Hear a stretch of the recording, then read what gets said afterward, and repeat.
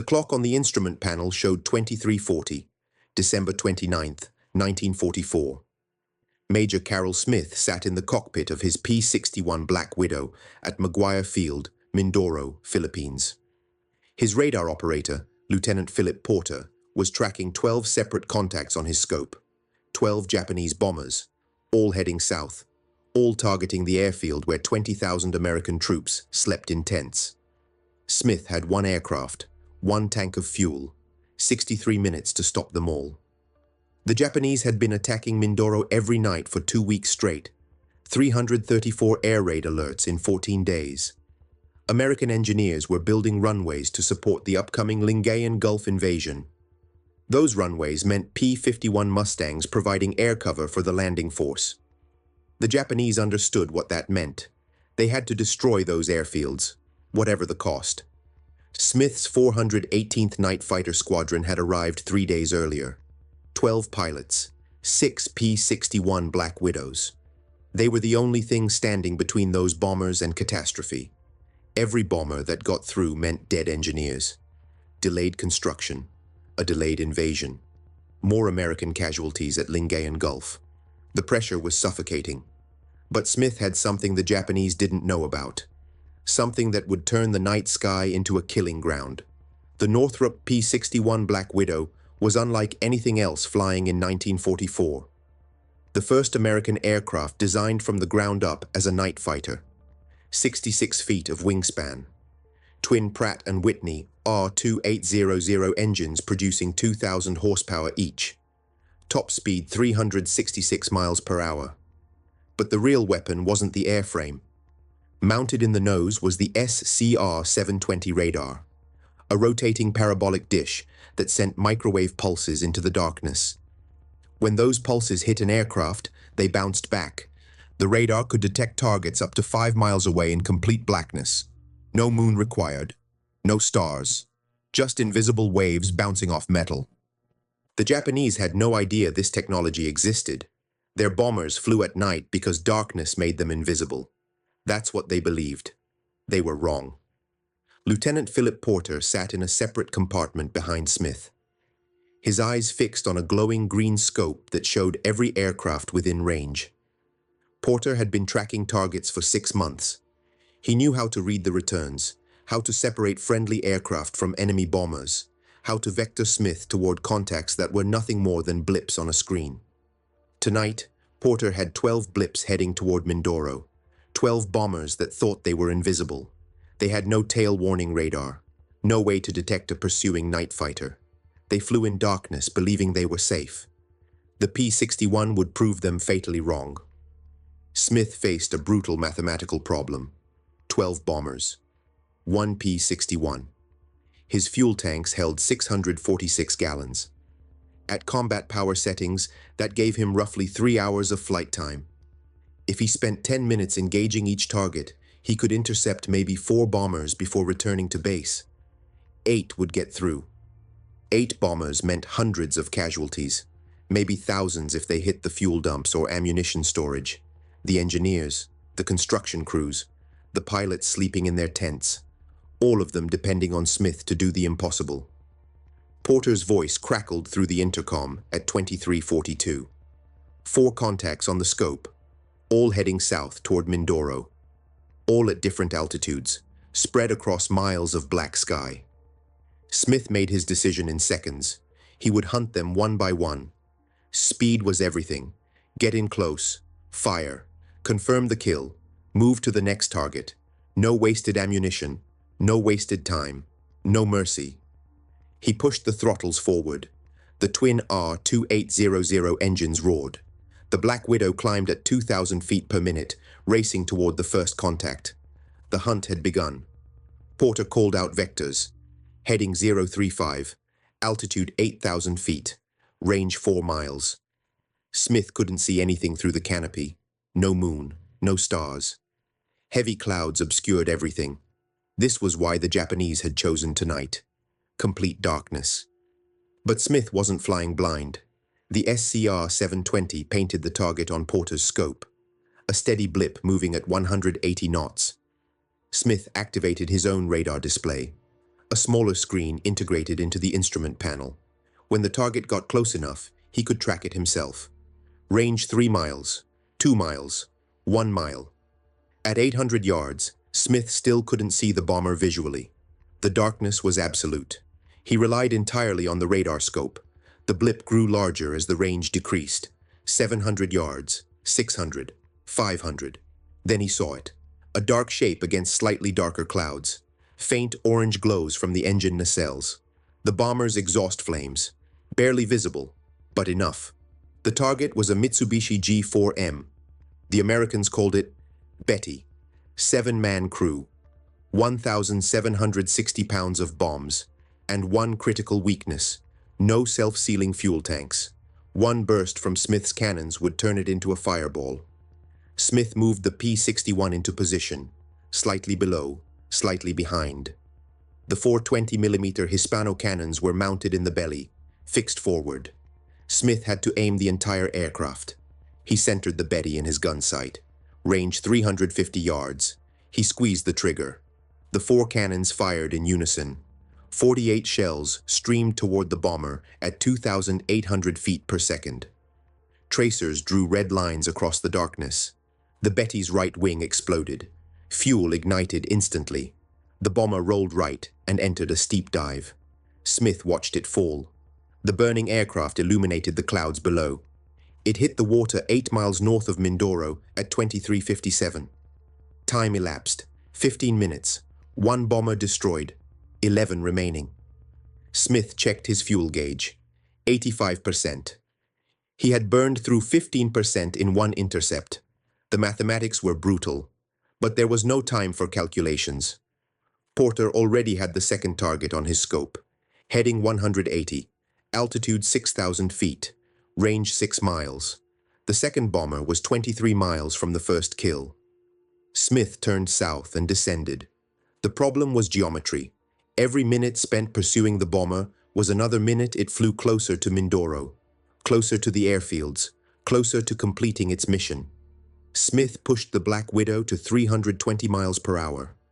The engines consumed fuel at an alarming rate, but speed was the only option. Porter called corrections. The range closed. 4 miles, 3 miles, 2 miles. Smith acquired the target visually at 1 mile. Another Betty, same profile, same vulnerable fuel tanks. This bomber was flying lower, 6,000 feet instead of 8,000. Closer to the cloud layer, less room to maneuver. The crew was flying straight and level, no evasive action. They had no idea Smith was behind them. Smith positioned the P-61 below and behind. Range 500 yards, 450, 400, 350. He centered the target in his gun sight. He fired. 2-second burst, 48 rounds. The shells tore through the Betty's fuselage. Both engines caught fire within seconds. The bomber nosed over and dove toward the ocean. It hit the water at 0019, 17 minutes after midnight. 2 bombers destroyed, 10 remaining. Smith checked his fuel, 42%, less than half remaining. And Porter had 2 more contacts on his scope. The third and fourth targets were 8 miles apart, one at 9,000 feet, one at 4,000 feet. Smith had to choose. He took the higher target first. Climbing used less fuel than rapid descent. Porter locked onto the contact at 0023, range 7 miles, heading 160, speed 190 knots. But something was different. This bomber was taking evasive action, turning, changing altitude. Someone aboard knew American night fighters were in the area. The target was a Nakajima Ki 49. The Americans called it Helen. Faster than the Betty. Better defensive armament. 5 7.7mm machine guns. The tail gunner had a clear field of fire directly behind the aircraft. Approaching from dead astern would put Smith directly in the gunner's sights. He adjusted. Came from below and to the left. The bomber's blind spot. Most Japanese aircraft had poor ventral coverage. The belly was vulnerable. The Helen continued its evasive maneuvers. Left, right, climbing 200 feet, descending 300. The pilot was experienced. He understood that straight and level flight meant death. Porter compensated by predicting the bomber's movements, watching the pattern, anticipating the next turn. Smith closed to 600 yards, 500, 450. At 375 yards, the tail gunner opened fire. Tracers streamed past Smith's canopy. The gunner had spotted him. The element of surprise was gone. Smith had seconds before the pilot initiated aggressive evasive action. He squeezed the trigger. 3-second burst. 72 rounds. Longer than his previous attacks. Necessary because the Helen was maneuvering. The shells punched through the fuselage. The right engine exploded. The bomber rolled inverted and entered a spin. Smith pulled away to avoid debris. The burning aircraft fell through 9,000 feet. 8,000. 7,000. It hit the water at 0029.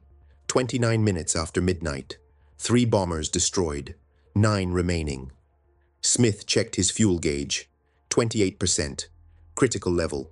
Most pilots returned to base at 30%. Below that, any delay could be fatal. But Porter still had one more contact on his scope, and it was heading straight for Mindoro. The fourth target was the bomber Smith had bypassed earlier. It was now only 12 miles from Mindoro, close enough that Smith could see the searchlights from the American airfields. Thin beams of white light sweeping the sky. Anti-aircraft batteries were ready. Gunners waited with fingers on triggers. But if the bomber got close enough to release its payload, it wouldn't matter if the gunners shot it down. The bombs would still fall. American soldiers would still die. Smith descended. Diving conserved fuel. The P-61 dropped through 8,000 feet. 7,000. 6,000. 5,000. He leveled off at 4,200 feet, slightly above the target. Range 4 miles. 3, 2, 1. Smith acquired the target visually. Another Betty, flying straight toward Mindoro. No evasive action. The pilot either didn't know night fighters were hunting him or didn't care. Japanese bomber crews often accepted death as the price of completing their mission. This crew was determined to reach the target. Smith positioned below and behind, 350 yards. He checked his ammunition counter, 512 rounds remaining. Enough for 3 more attacks if he was conservative. His fuel gauge showed 23%, below safety margins. If he engaged this bomber and missed, he wouldn't have enough fuel to pursue it again. One chance, one burst. He fired at 0034, 2-second burst. 48 rounds. The shells converged on the Betty's center fuselage. The port wing separated from the aircraft. Fuel tanks ruptured. Fire spread across the remaining structure. The bomber rolled left and dove toward the ocean. It impacted at 0035, 35 minutes after midnight. 4 bombers destroyed in 55 minutes. Smith turned the P-61 back toward Mindoro. Fuel at 21%, 18 miles to McGuire Field. The remaining 8 Japanese bombers had turned back. Whether they detected Smith's attacks or simply lost their nerve was irrelevant. The mission was accomplished. Or so Smith thought. At 0042, Porter detected a new contact. Heading north, range 4 miles, altitude 7,000 feet. The contact was between Smith and his base. If it was a Japanese aircraft, it was heading toward the airfield Smith had just defended. Engaging it would consume more fuel, possibly too much. Smith might not make it back to base. The alternative was worse. Letting an enemy aircraft reach Mindoro unchallenged. Smith had destroyed 4 bombers. If a 5th got through and killed American personnel, the entire night's work would be tainted. Smith turned toward the contact. Porter called vectors. 3 miles, 2 miles, 1 mile. Smith acquired the target visually at 800 yards. It wasn't a bomber. It was a Nakajima-Ki 84 Hayate. The Americans called it Frank, single-engine fighter. Maximum speed 392 miles per hour. 4 machine guns, 2 cannons. One of the best Japanese fighters in service. The Frank was faster than the P-61, more maneuverable, better rate of climb. In daylight, a skilled Frank pilot could outfight a Black Widow. But this wasn't daylight, and the Frank pilot had no radar. He was flying blind. searching for American aircraft using visual references that didn't exist in complete darkness. Smith had one advantage. The Frank pilot didn't know he was there. Smith positioned below and behind. Range 500 yards, 400, 300. His fuel gauge showed 17%. If he missed this shot, he wouldn't have time for a second attempt. He centered the Frank in his gun sight. The fighter was smaller than the bombers, harder to hit, and the Frank had armor protection around the cockpit and engine. A 2-second burst might not be enough. Smith decided at 0045. He squeezed the trigger. 3-second burst, 72 rounds, the longest burst of the night. The shells tore through the Frank's tail section and engine cowling. The engine burst into flames. Black smoke poured from the cowling. The fighter rolled right and dove. At 3,000 feet, the pilot ejected.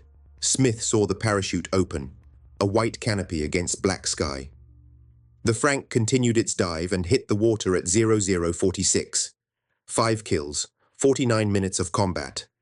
Smith checked his fuel gauge, 15%. McGuire Field was 11 miles south. At cruise speed, Smith had approximately 22 minutes of flight time remaining, enough to reach the airfield with minimal reserves, but any headwind or navigation error would exhaust his fuel before landing. Porter guided Smith toward Mindoro using radar navigation. The island appeared on the scope as a large landmass. McGuire Field was on the southwestern coast. The airfield had been operational for only 4 days. Minimal lighting, no instrument landing system. Pilots landing at night relied on a single row of kerosene lamps marking the runway. Smith descended to 2,000 feet. Fuel at 13%, 84 gallons remaining. At cruise power, that provided 18 minutes of flight time. At 0052, Smith spotted the runway lights, 12 dim lamps arranged in a line. The runway was 5,000 feet long, crushed coral surface, no safety features, no overrun area, no crash barriers. Any landing error at night would likely be fatal. Smith entered the landing pattern at 1,000 feet. Fuel at 11%, 57 gallons. The P-61 consumed fuel faster during approach. Power settings fluctuated. Each change consumed additional fuel. At 0055, something went wrong. The runway lights went out. All 12 lamps extinguished simultaneously. Complete darkness. Smith was 3 miles from the runway. Altitude 800 feet. Airspeed 140 knots. Without runway lights, he had no visual reference for landing. The P-61 would hit the ground before Smith realized how low he was flying. Porter suggested using the radar altimeter. The device measured height above ground by bouncing radio waves off the surface, accurate to within 50 feet. Smith could descend slowly using the altimeter and dead reckoning navigation. When the altimeter showed 0, he would be on the ground. The technique was dangerous. Any navigation error meant landing off the runway, hitting trees, coral reefs, construction equipment. Fuel gauge showed 9%, 46 gallons, 8 minutes of flight time, not enough to divert to another airfield. The nearest alternative was Tacloban on Leyte, 90 miles northeast. The P-61 would run out of fuel 40 miles short. Smith had one option: land at McGuire Field without runway lights, or crash into the ocean. Smith turned toward where he believed the runway was located. Altitude 600 feet, fuel at 9%. The darkness below was absolute. He descended to 400 feet. The radar altimeter showed 380 feet above ground level. He reduced airspeed to 120 knots. The P-61 stall speed was 95 knots with flaps extended. A 25-knot safety margin. Not much. Porter monitored the radar scope. The coastline of Mindoro showed clearly. McGuire Field was inland, 1 mile from the beach. Smith used compass heading to navigate. The runway ran north-south. His heading was 180 degrees. If his navigation was accurate, the runway would be directly ahead. If not, he would land in jungle, or construction areas, or coral reefs. At 0058, Smith extended the landing gear. 3 green lights confirmed all wheels were down and locked. Fuel at 7%, 36 gallons, 5 minutes remaining. He extended flaps to full. Airspeed decreased to 110 knots. Descent rate 300 feet per minute. Altimeter showed 150 feet. 100 feet. 75 feet. Smith couldn't see the ground. No lights, no references, just instruments and hope. At 100 feet, he reduced power. Descent rate increased to 400 feet per minute. Faster than normal. Necessary to reach the ground before fuel ran out. 75 feet, 50 feet, 25 feet. Smith prepared for impact. Hands gripping the control column, feet on the rudder pedals. The P-61's main wheels hit crushed coral at 0059. The impact was harder than normal. Smith felt the jolt through the airframe, but the landing gear held. The nose wheel touched down 3 seconds later. Smith applied brakes, 100 knots, 80, 60, 40, 20. The aircraft stopped. Smith couldn't see where he was on the runway. He kept the brakes applied until ground crew arrived with flashlights. Fuel gauge showed 6%, 29 gallons, 3 minutes of fuel remaining. Ground crew guided Smith to the parking area. The P-61's engines shut down at 1:03, 1 hour and 3 minutes after takeoff. Smith climbed out of the cockpit. His legs were stiff. His hands were shaking. Not from fear, from exhaustion. 5 intercepts, 5 kills, 1 blind landing, all in 63 minutes of combat. Porter climbed out from the radar operator's compartment. He had tracked 5 targets successfully, vectored Smith to each intercept, maintained radar contact throughout the engagement. Without Porter's skill, none of the kills would have been possible. Night fighting was a team effort, pilot and radar operator working in perfect coordination. The ground crew inspected the P-61. No damage. All 4 cannons had functioned correctly. Total ammunition expended, 408 rounds. Smith had started with 800 rounds.